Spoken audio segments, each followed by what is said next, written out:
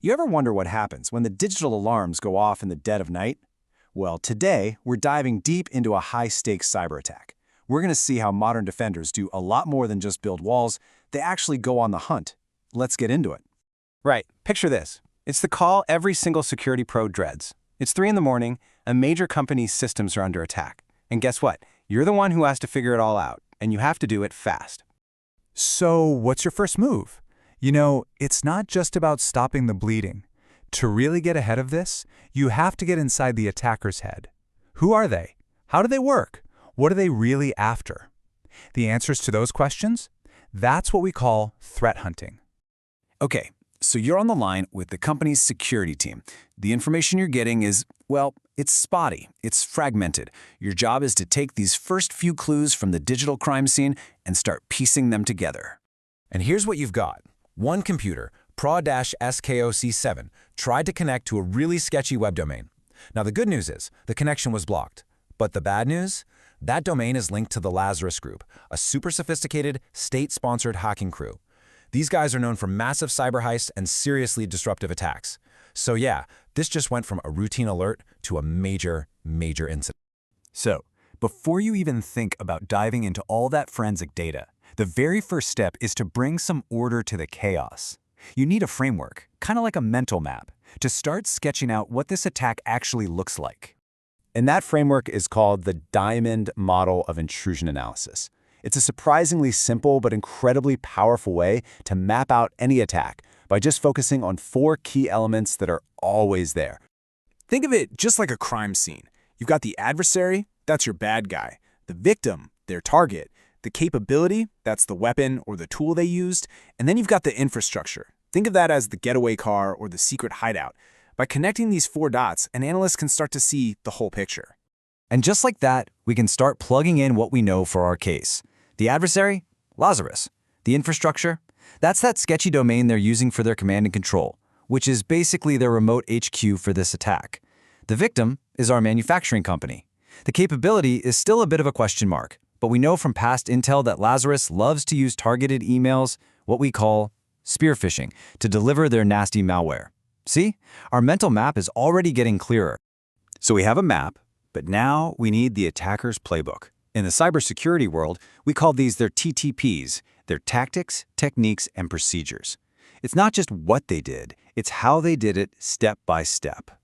But here's the catch. There are literally thousands of ways an attacker can do their thing. Trying to guess their next move is like trying to find a needle in a digital haystack. To hunt them down effectively, you need a system, a way to identify their playbook. And that brings us to the MITRE ATTK framework. Honestly, just think of this as the Rosetta Stone for cyber threats. It's this huge, public knowledge base that catalogs every known adversarial tactic and technique you can imagine. It gives all the defenders a common language to describe and understand exactly how these attacks go down. Now, the ATTN framework is an amazing resource, but it's also absolutely massive.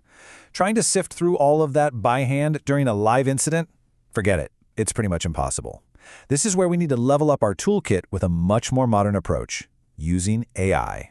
And here is the analyst's secret weapon, an open-source tool called TRAM. The easiest way to think about it is as an AI assistant for threat hunters.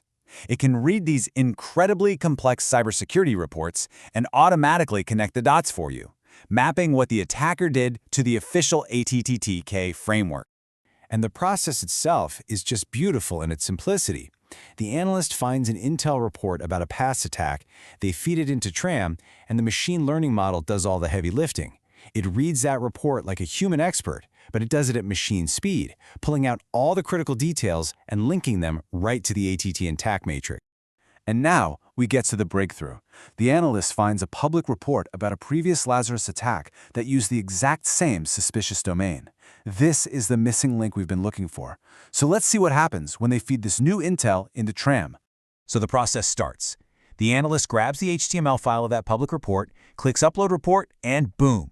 This single piece of open-source intelligence is about to unlock the entire investigation. And instantly, TRAM just gobbles up that report. What you're looking at here is the tool taking all that messy, unstructured text and breaking it down into individual sentences. It's now structured, it's machine-readable, and it's ready for some serious analysis. And there it is, the smoking gun. The report mentions that in a past attack, Lazarus used this really clever technique.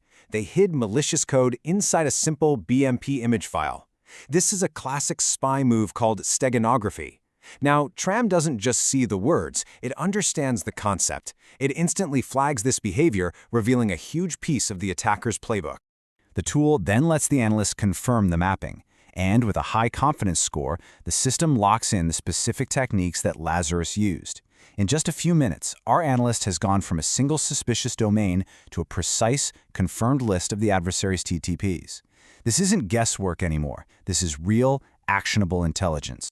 So what's the big payoff for all this work? Well, the team is no longer just sitting back and waiting for the next alert.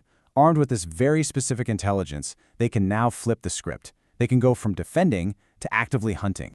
They're not just playing whack-a-mole anymore, right?